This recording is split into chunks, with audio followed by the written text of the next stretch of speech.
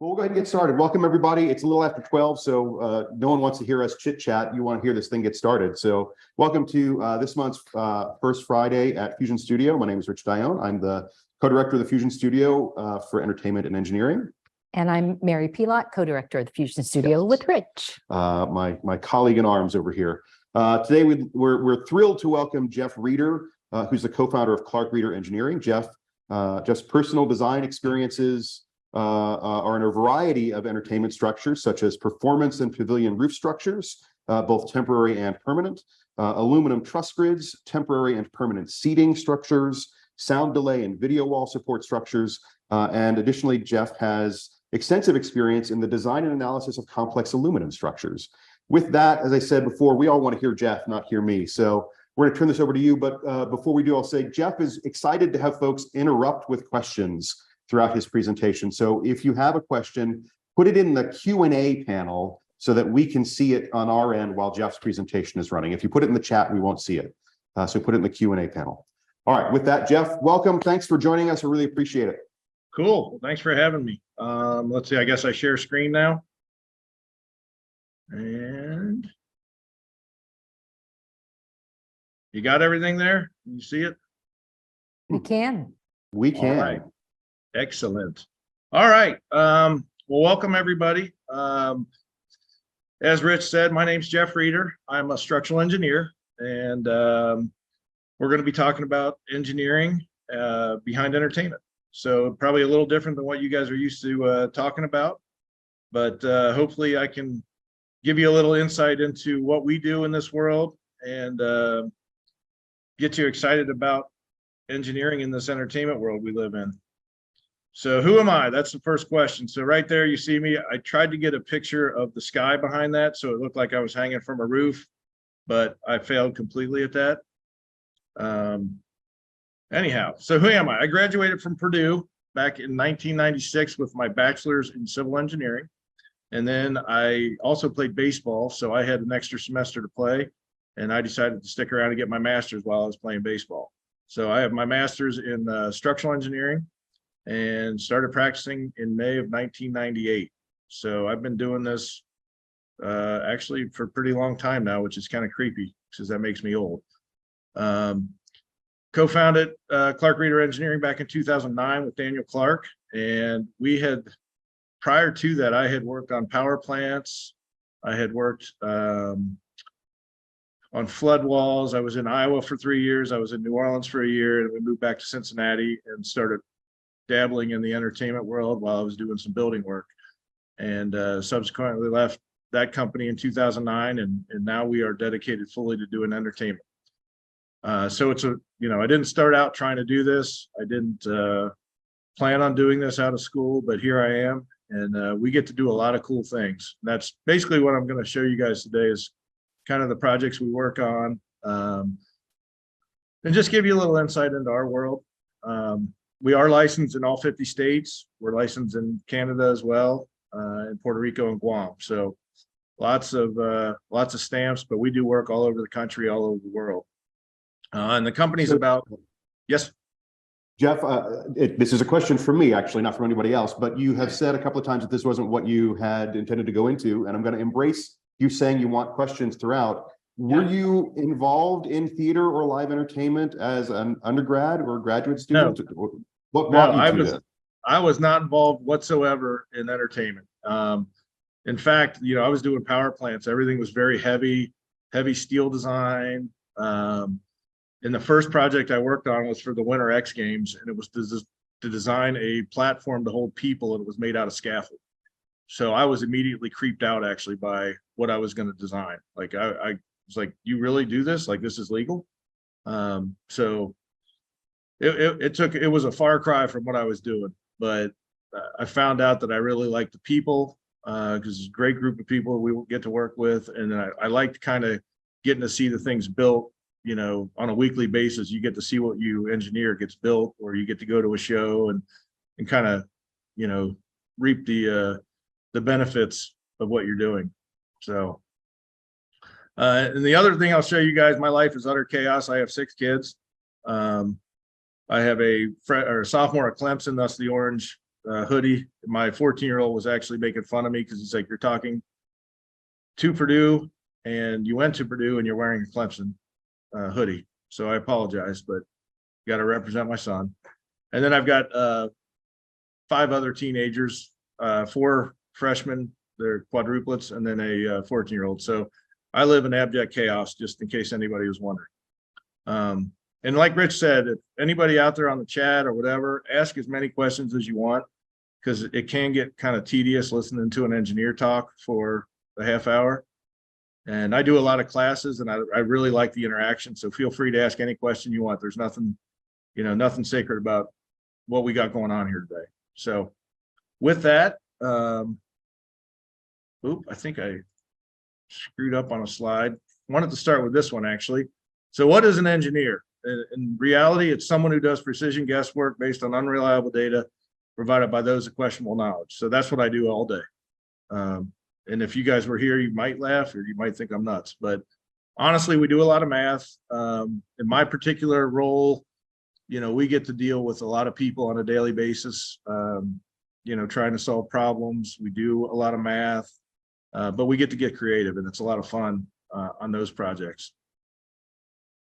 And one of the things I was asked to talk about was, what are the key tools? What kind of skills you need, and what, particularly what I do. And I will preface this, I deal with a lot of temporary outdoor type structures, a lot of concert venues, rock and roll type stuff, things that get taken up or put up and taken down quickly. So it's a little bit different than traditional engineering. So one of the key things that we got to deal with is adaptability.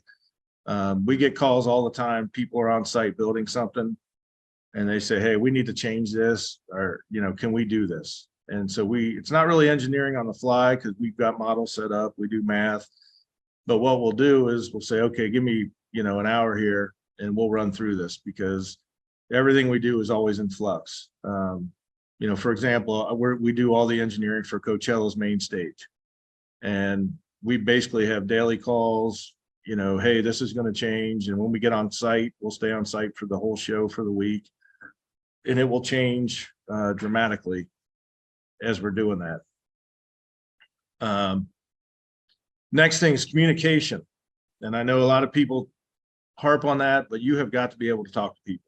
And this is, I'm gearing this talk a little bit toward the students, because I know you guys are in this world where you love to text, you love to snap, you love to do things where you don't actually have to interface, but you really want to interface with people.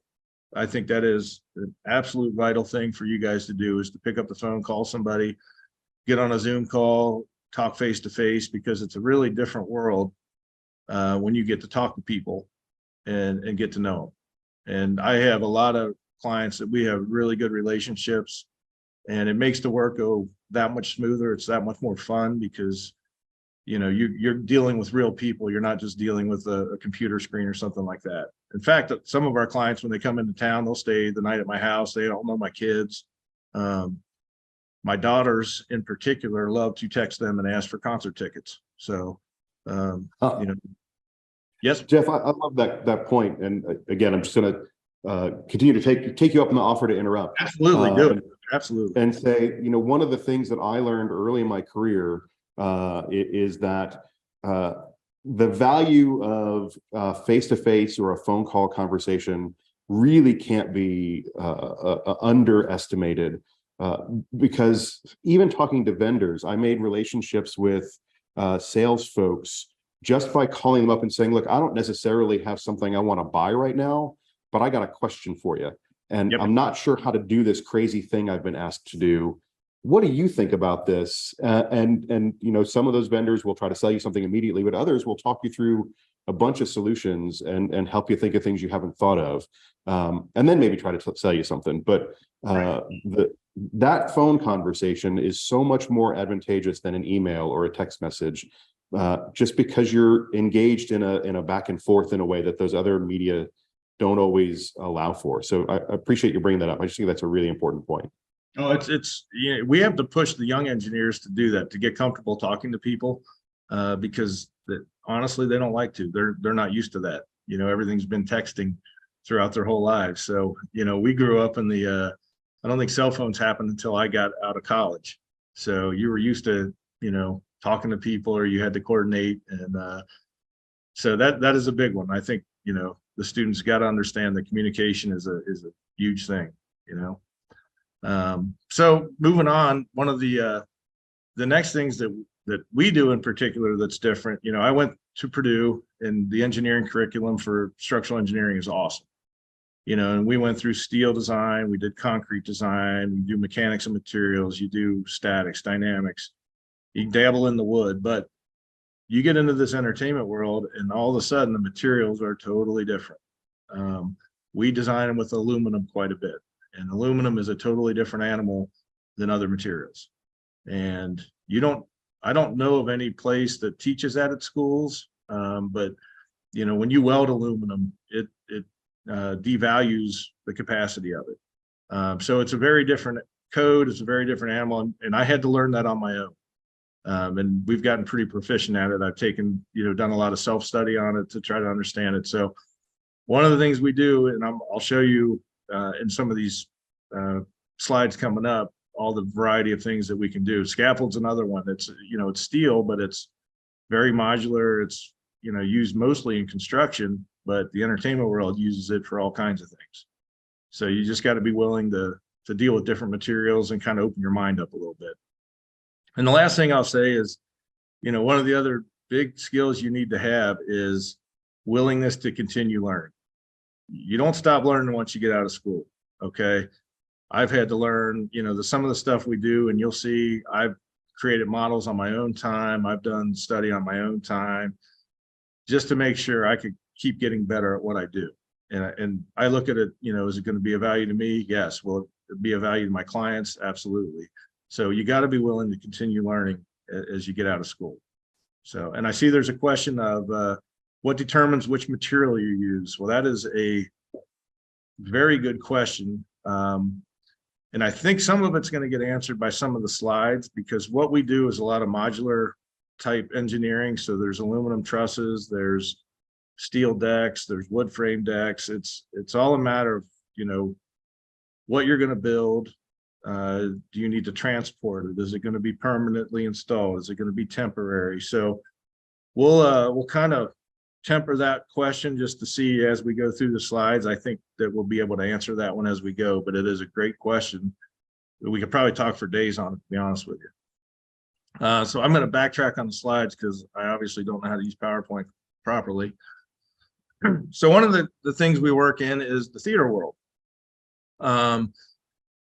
I don't personally do a lot of theater work, but I thought it was good to see, because I think a lot of people get into this entertainment industry through theater, through, the high school theater, or in college through plays or musical stuff like that. So the picture that I've got up right now is just really, there's the orchestra shells and the things that basically are doing the acoustics. So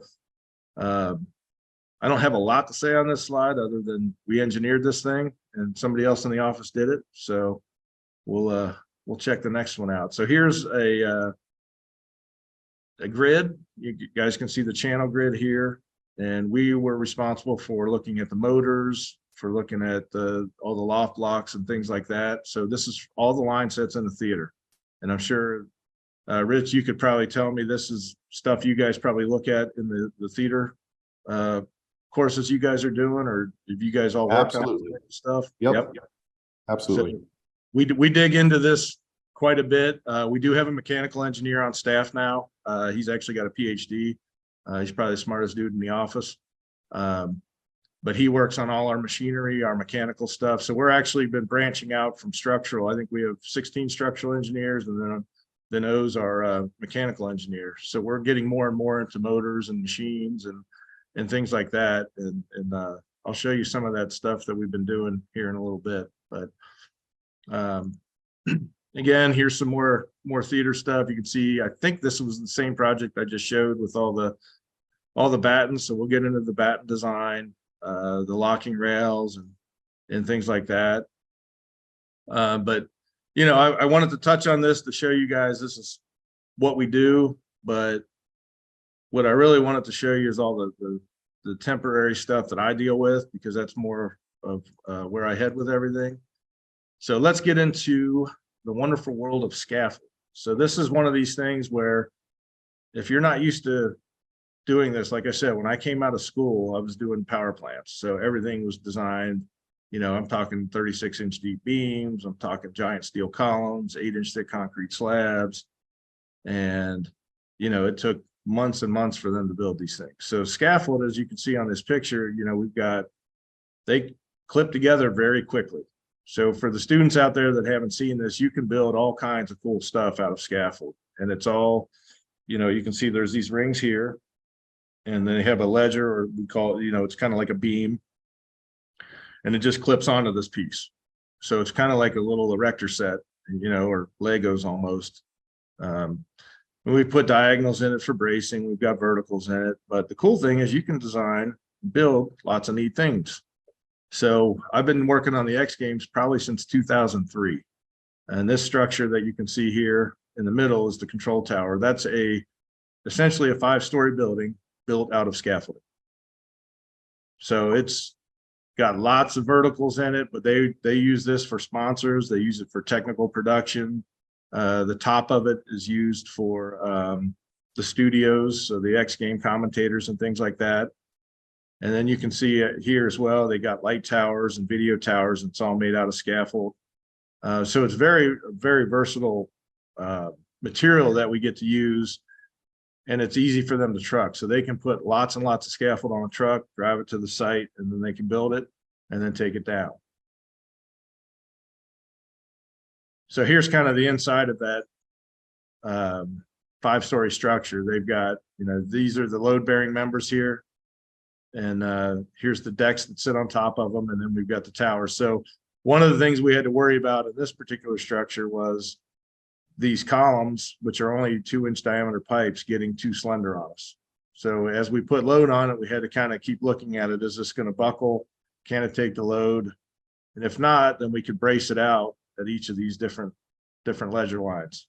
So each of these rings, we could put in another piece as long as we didn't interrupt the flow of traffic.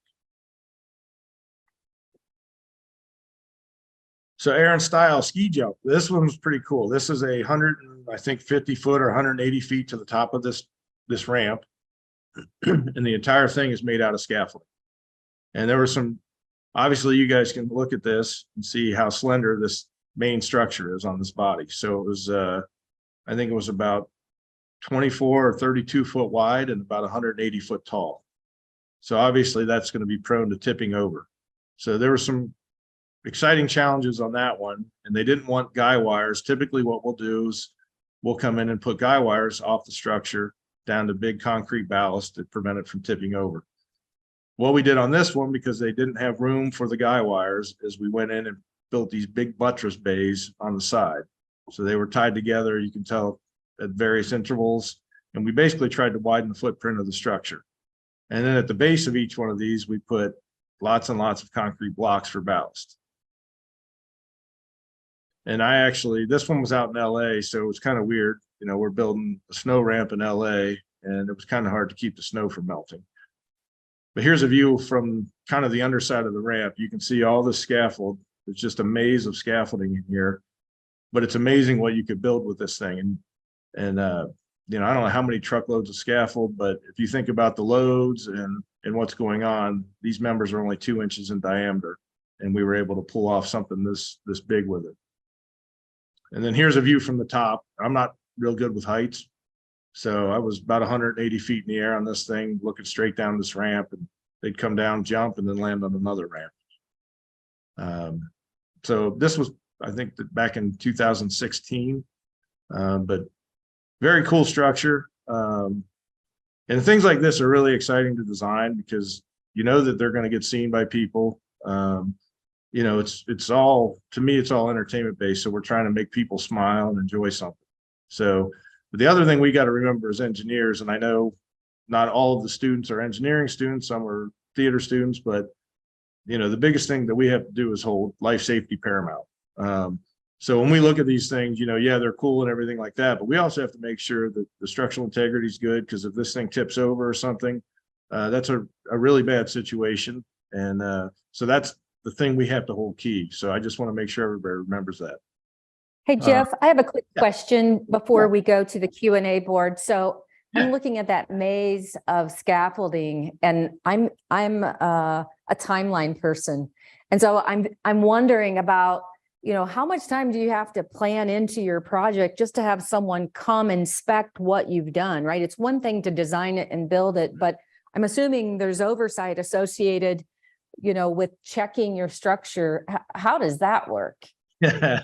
Well, that's a really interesting question. This particular one, so this was done in 2016.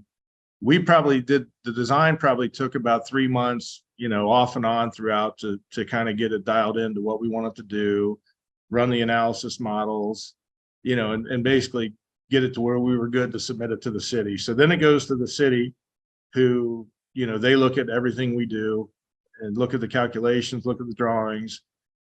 And then depending on the jurisdiction, some don't require anybody to come out and do an inspection. On this particular one, the client, this is a really big structure. They said, we need you out here for a couple of days of the build to make sure we've got everything kind of how you want it. Is the ballast correct?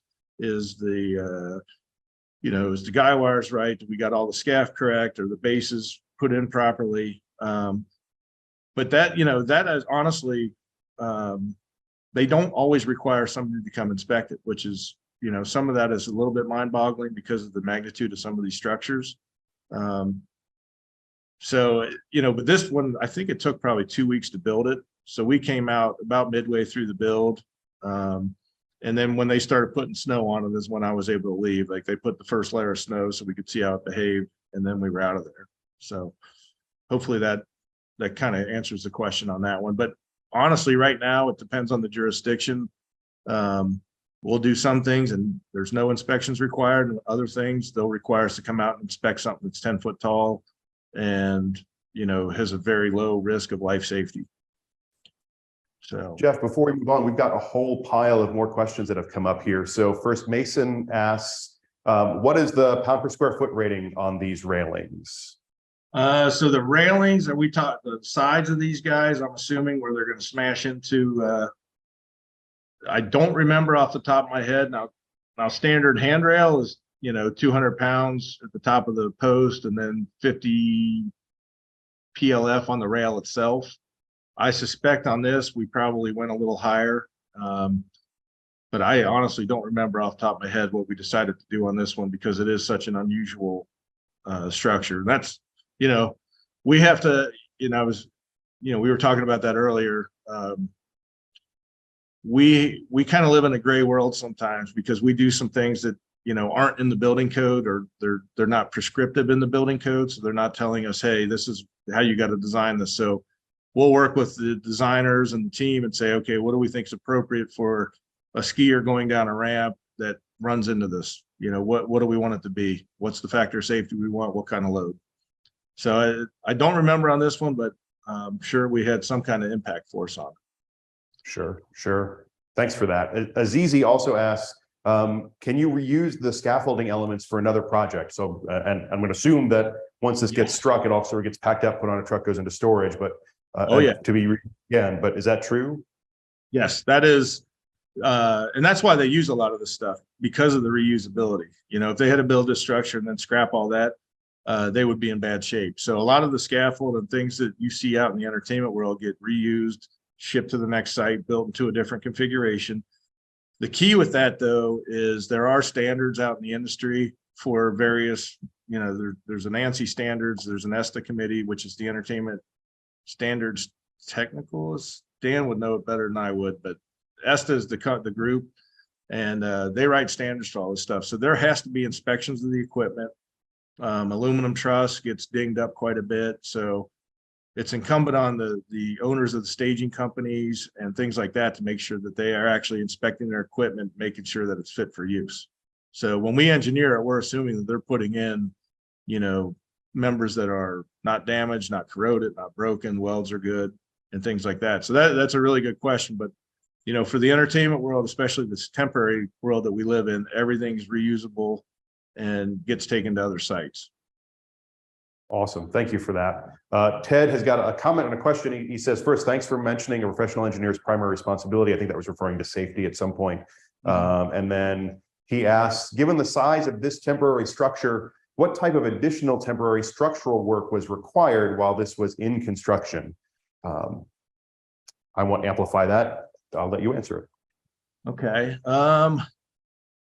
Additional structural work. Well, I mean, so what they do is they'll bring in a big crew that builds the scaffold. Obviously, you can see there's lighting towers on this, so they got to clamp those on. There's ancillary structures around the site, but a lot of times the sites are not prepped. You know, they're just cleared out because we're building on a parking lot or we're building on the ground. So, you know, there's always ancillary structures, but there's really, you know, as far as additional structural work, not much. They come out and build what's on the drawings, and that's about it. So everything that you see on the site is what they're, you know, what they built. And so are there like additional like temporary handrails that have to go up, other sort of temporary structures around? So they have, obviously the guys that are climbing the scaff have to clip off. So they wear a harness, and they, you know, they'll have lifelines in place if they need it.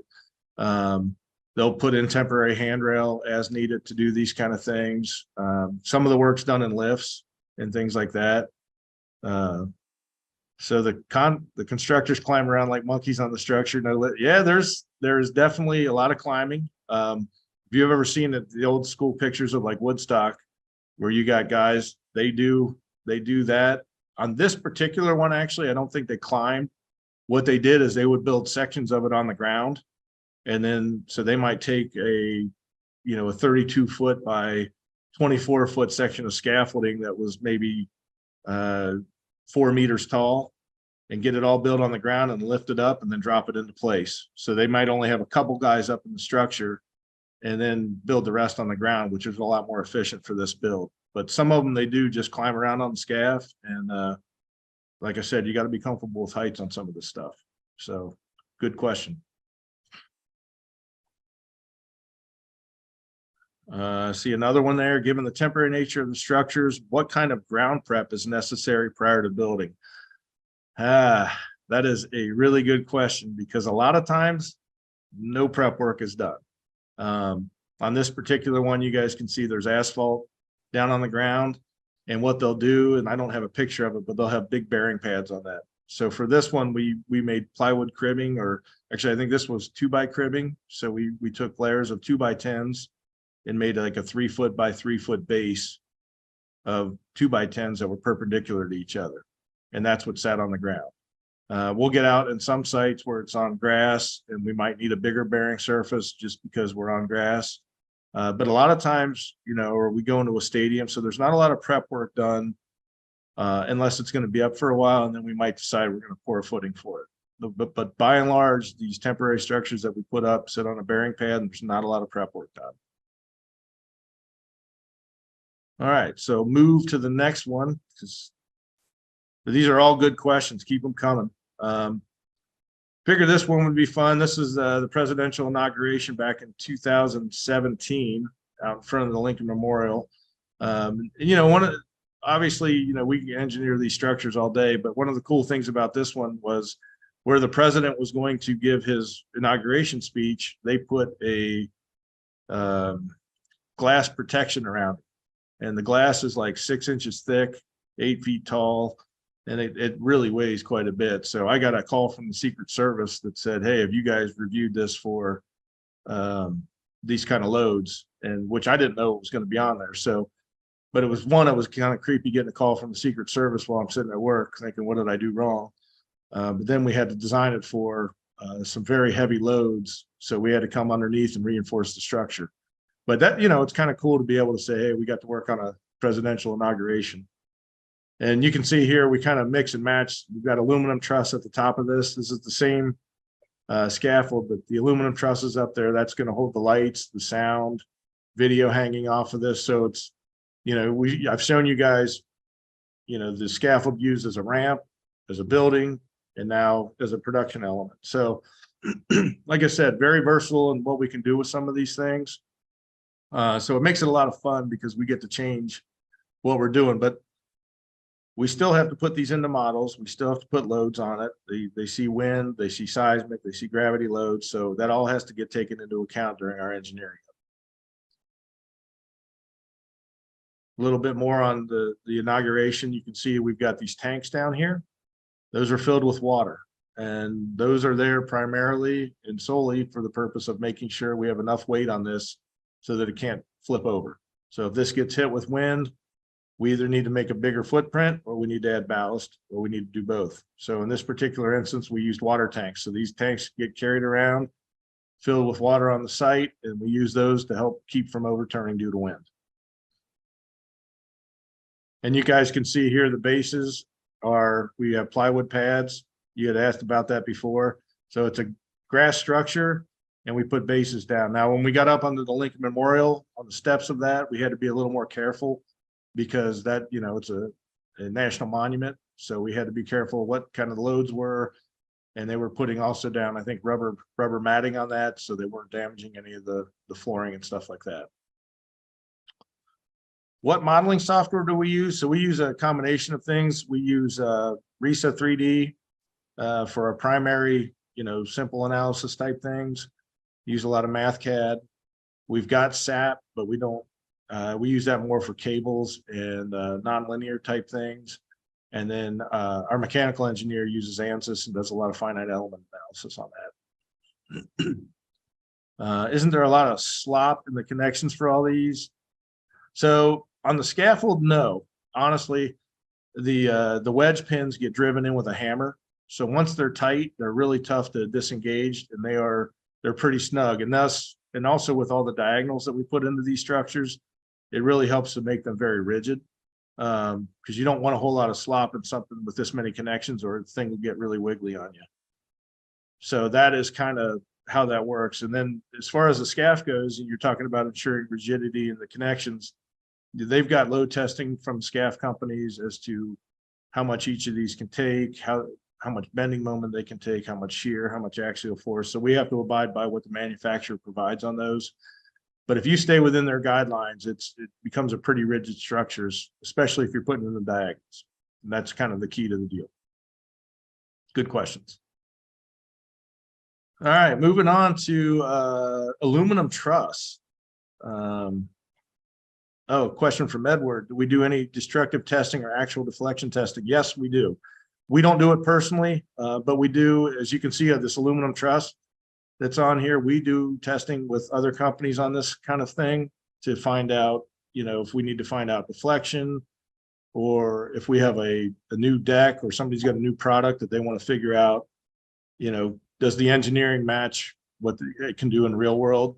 And a lot of times what you find out is that if you do testing, excuse me, you can get actually a better load capacity out of something because, you know, the engineering, we're only going to get so much out of it.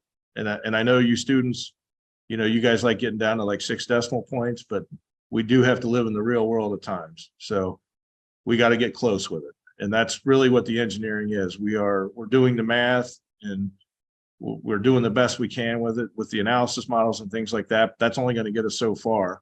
And we'll be able to predict most of the behavior, but sometimes with the testing, you're going to get a little more out of it. So we do quite a bit of that. And it's actually a lot of fun to break stuff in a controlled environment. So aluminum truss, this is something that's used throughout the industry. I mean, tons and tons of this stuff. And the reason we use aluminum, one, it's lightweight, okay? Much more lightweight than steel. So if you're trying to carry steel around or aluminum, the aluminum is going to weigh 3 times less than the steel, okay? The drawback is once you weld to the aluminum, it weakens it a little bit. So we have to be careful in the analysis of it. And if you haven't dealt with aluminum before, you really need to understand it before you start doing engineering on it, because it's a very different material.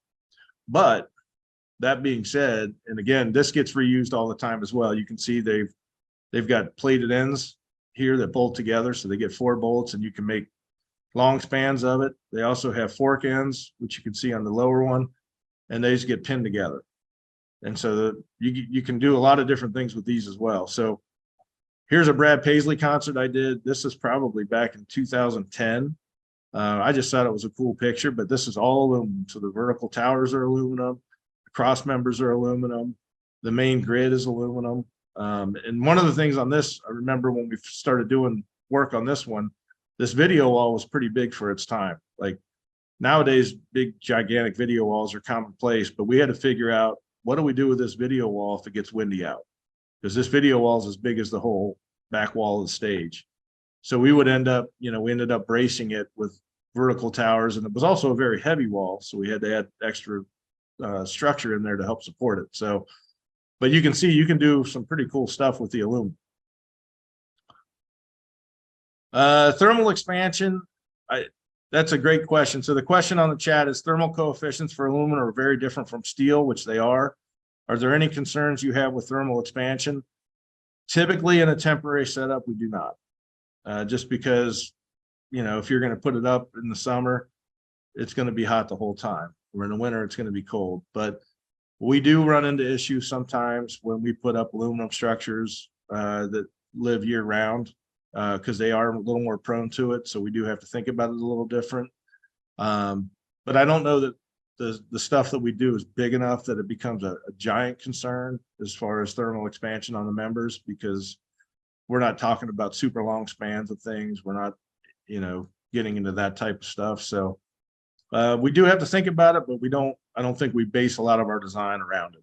It's probably the right way to say that. All right, next one. Weird question, but do you have to take into account some wild concert goer trying to climb the scaffold? Nope. That's the security guy. They get to beat him down for trying to climb it and being stupid. There is barricade in front of a lot of the stages, and those get designed for, crowd control purposes. And those get designed for more than the typical handrail. And off the top of my head, I think we designed those for 350 pounds per lineal foot. But as far as the scaffold goes, no, because hopefully security's doing their job and keeping them off of it. But I love the question. A little bit more of the aluminum truss. I don't even remember what job this is, but pretty cool. You can make it into archways. And again, you can put lighting on it. You can see the cross cabling, so stability is a concern. But the aluminum truss allows us to do a lot of neat things in a pretty big environment. Okay. Video wall supports, we do tons of these. And you guys probably see these at concerts. And I think some of the key takeaways on this, are like, you got to have guy wires and ballast. Without these and without a footprint, this thing is going to be prone to tipping. So we've got to think about how we're handling, the ballast, the wind loads. This video wall here can go up and down. So if we're going to get wind, we can have them take it down as part of an action plan. So everything we do in a temporary world has an action plan with it. So if the video wall is meant to stay at trim the whole time, we will tell the production company, hey, we need to brace the video wall as well because it can't move. If it can, then we're going to have a plan whereby at 30 miles an hour, this video wall is going to get landed, and then people are going to evacuate the area, so that, again, life safety is kind of the paramount point of this. But you can see the aluminum truss is probably spanning about 30 feet, holding up a video wall. You can see the roof system in the background. So we deal with a lot of this type of stuff. We deal with a lot of the manufacturers of aluminum.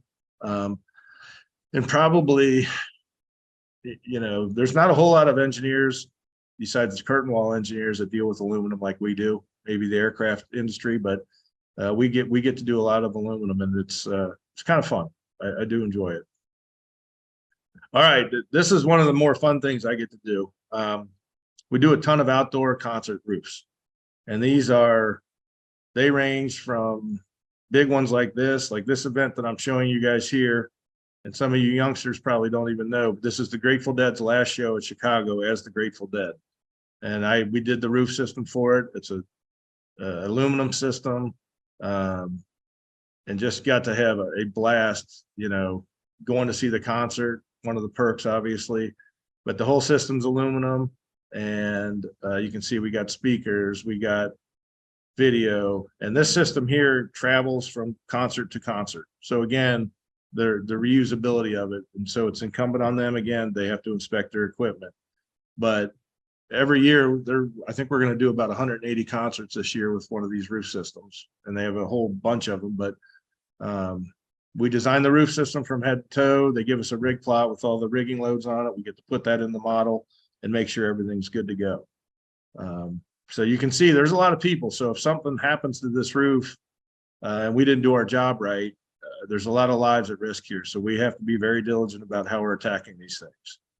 This is Lollapalooza. Again, this is a big steel roof. These poles are about 70 foot tall.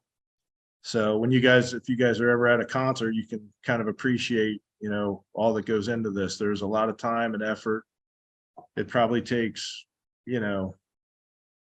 month or two to get all the ducks in a row for these concerts, to get all the production figured out and things like that.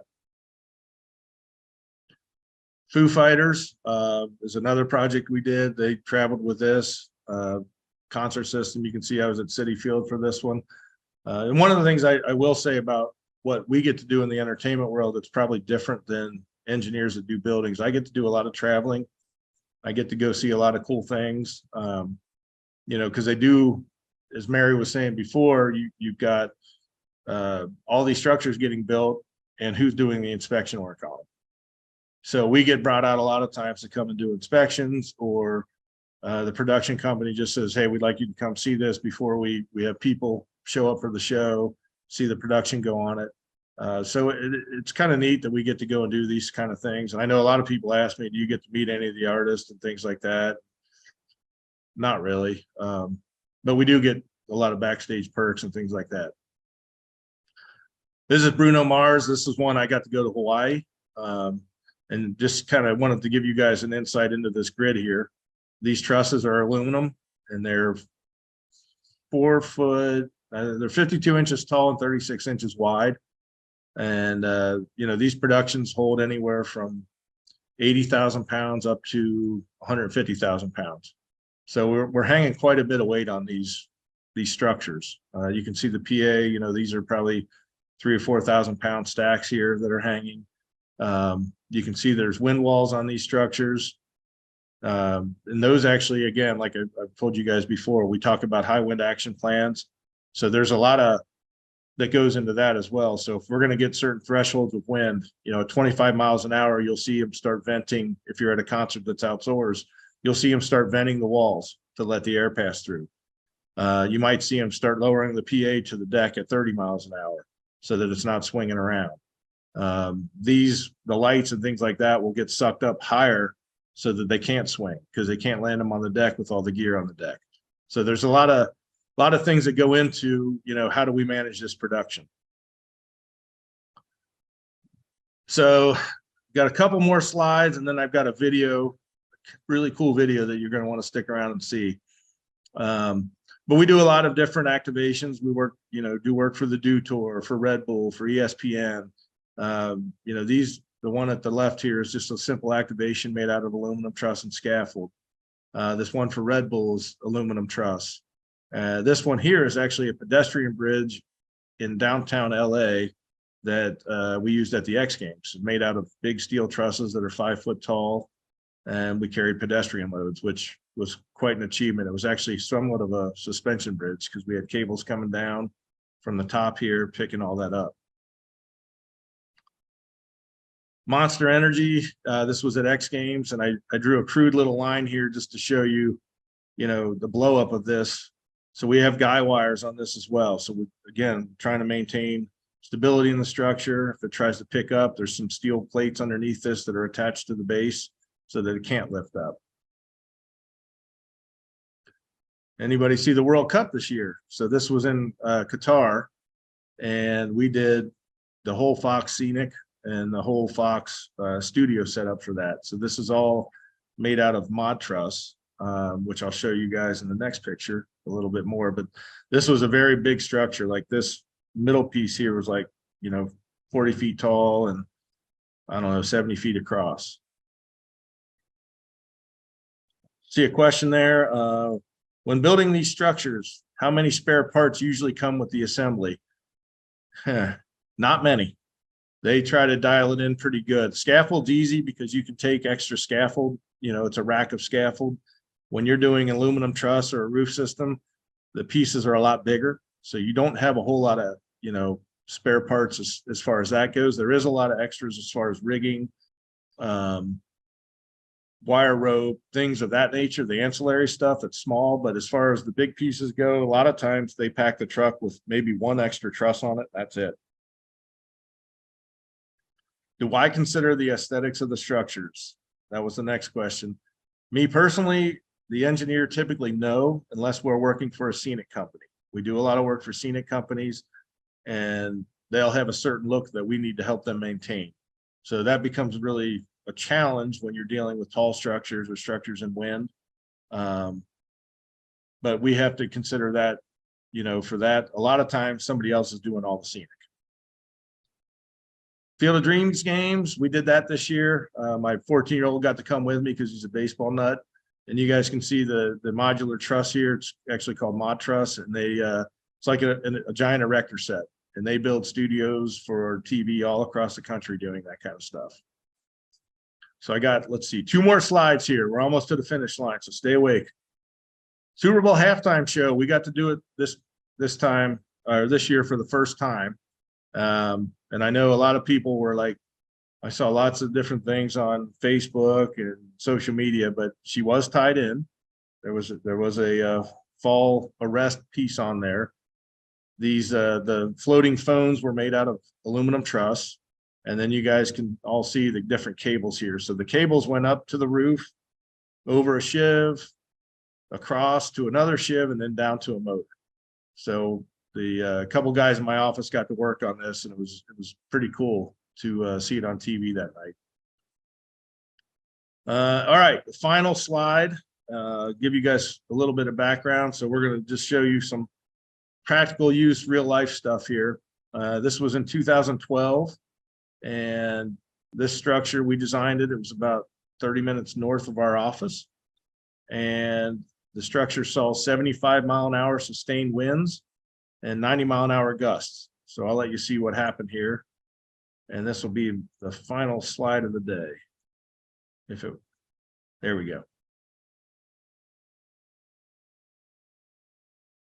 So this was about 5 o'clock in the afternoon on a Friday. And I got a call to come up and see it after the wind stopped. And we ended up, basically the structure stayed on cranes all night till we could take it down the next morning. But it was considered a successful failure because it did exceed, you know, whatever the design wind speeds that we had for it. So if you guys look here, you can see how much the towers are leaning. You can see the video, and the PA got picked up and they're flying around.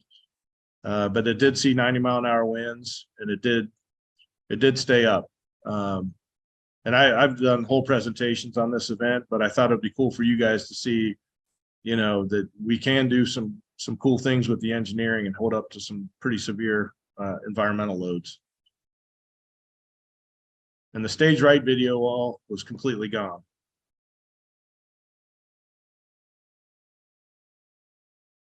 So I see a question. Yeah, we're done here, so we can open it up to some more questions. Do I stop the screen share here, Rich, or leave it on? Yeah, go ahead and stop the screen share so folks can see you again. And Lauren, you can turn our camera back on too. Mm-hmm.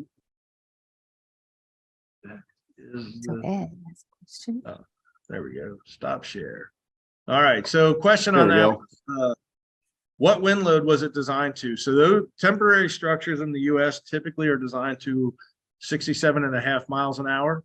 And that is based on the code used to be 90 miles an hour for service level winds. And then we take a 25% reduction due to the fact that it's going to be up for less than 6 weeks. So that was designed for 67.5 mile an hour winds, and it's all about 90.